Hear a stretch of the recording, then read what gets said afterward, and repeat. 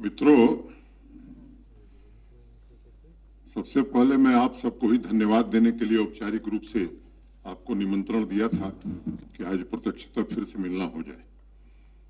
आप सबके ध्यान में है कि लोकतंत्र का महापर्व इस यूनियन टेरिटरी में कल संपन्न हुआ। मुझे लगता है कि ये एक मील का पत्थर साबित होगा और यहाँ के विकास और नवनिर्माण में कल जो चुनाव हुआ है इसका बहुत ही महत्व होगा। मतदान के जो आंकड़े अभी तक उपलब्ध हुए हैं उससे एक बात स्पष्ट हो गई है कि जम्मू कश्मीर का चाहे यूथ हो, चाहे बुजुर्ग हो, किसान हो, मजदूर हो, मध्यम वर्ग हो, प्रोफेशनल हो या व्यापारी हो, सबने बढ़ चढ़ करके ग्रास रूट डेमोक्रेसी को मजबूत करने के लिए, यहाँ की उन्नति और प्रगति को जन जन तक पहुंचाने के लिए और तरक्की को एक नई दिशा देने के लिए भारी संख्या में मतदान किया है। अगर पिछले लोकसभा चुनाव से और इस चुनाव के मत प्रतिशत की तुलना करेंगे आप, तो कठिन स्थानों पर भी विपरीत मौसम के बावजूद मैं कह सकता हूं कि कई स्थानों पर दुगुना मतदान हुआ है। और इसके लिए मैं श्रेय आपको देना चाहता हूं। पिछले दिनों जनता से सीधा संवाद स्थापित करने का जम्मू कश्मीर प्रशासन ने जो प्रयास किया, उनकी समस्याओं के समाधान में जिस तरह की रुचि सबने मिलकर के दिखाई और उसको आपने जिस ढंग से लोगों तक पहुंचाने का काम किया, मैं मानता हूं कि आपकी भी भूमिका अत्यंत महत्वपूर्ण रही है।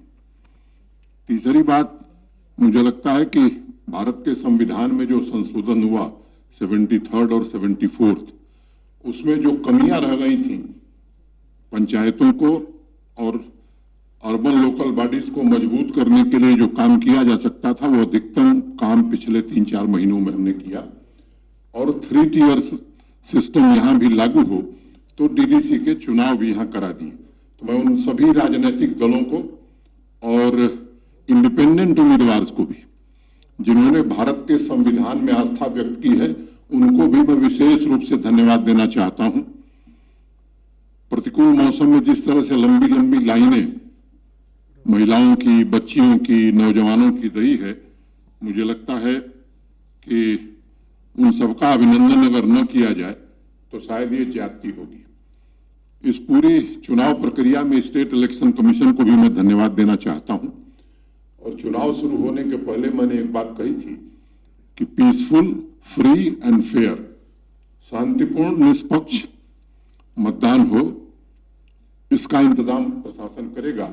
और मुझे प्रसन्नता है कि छोटी मोटी एक आध घटनाओं को देख लें तो इसके अलावा सामान्य रूप से बहुत शांतिपूर्ण ढंग से फ्री एंड फेयर इलेक्शन हो गया है। दूसरे राज्यों में भी अगर चुनाव आप देखे होंगे तो मुझे लगता है कि इससे ज्यादा घटनाएं होती हैं, ये और खुशी का मौका है। दूसरी बात, प्रशासन के जो हमारे साथी इस पूरे अभियान में लगे थे, जम्मू कश्मीर पुलिस और फोर्स के जिन लोगों ने इस ठंड में भी पूरी मेहनत करके इस चुनाव को निष्पक्ष कराने में और शांतिपूर्ण कराने में योगदान दिया है, उन सबका भी मैं आज अभिनंदन करना चाहता हूं। और मैं एक बात कहना चाहता हूं कि ये त्रिस्तरीय डेमोक्रेसी जबरदस्त तरीके से जम्मू कश्मीर में काम करे, इसके लिए हम सब पूरा सहयोग करेंगे। और आने वाले दिनों में डिस्ट्रिक्ट डेवलपमेंट बोर्ड का जो गठन होगा तो जिले के विकास की पूरी जिम्मेदारी चुने हुए प्रतिनिधियों को मिले और वो काम करें, इसका हम सब प्रयास करेंगे। मुझे लगता है कि इससे ज्यादा मुझे कुछ कहने की आवश्यकता नहीं है और मैं उम्मीद करता हूं कि ये चुने हुए प्रतिनिधि और उनके माध्यम से जम्मू कश्मीर के विकास को नई ऊंचाई तक ले जाने का और जन कल्याणकारी योजनाओं को पूरी क्षमता से घर घर तक पहुंचाया जा सके, ये प्रयास हम करेंगे। एक बार फिर से मीडिया के साथियों के प्रति मैं आभार व्यक्त करता हूं और सभी राजनीतिक दलों को विशेष रूप से साधुवाद देता हूं कि भारतीय संविधान में आस्था व्यक्त करते हुए जो संशोधन हुआ उसको उन्होंने पूरी तरह स्वीकार किया। बहुत बहुत धन्यवाद, नमस्कार। फिर आगे भी श्रीनगर में मेरा रेगुलर हर महीने 1-2 बार मिलना होता था। जम्मू थोड़ा देर से आए और ठंड भी बड़ी कड़ाके की पड़ रही है, लेकिन मैं उम्मीद करता हूं कि जल्द ही आप सबसे भेंट होगी। क्रिसमस और नए वर्ष की एडवांस में शुभकामना आप सबको देता हूं और उम्मीद करता हूं कि जल्द हम सब मिलेंगे। आपकी जानकारी में है कि 26 सितंबर को देश के सम्माननीय प्रधानमंत्री जी, जब 26 दिसंबर को देश के सम्माननीय प्रधानमंत्री जी एक सेहत योजना का शुभारंभ करने वाले हैं।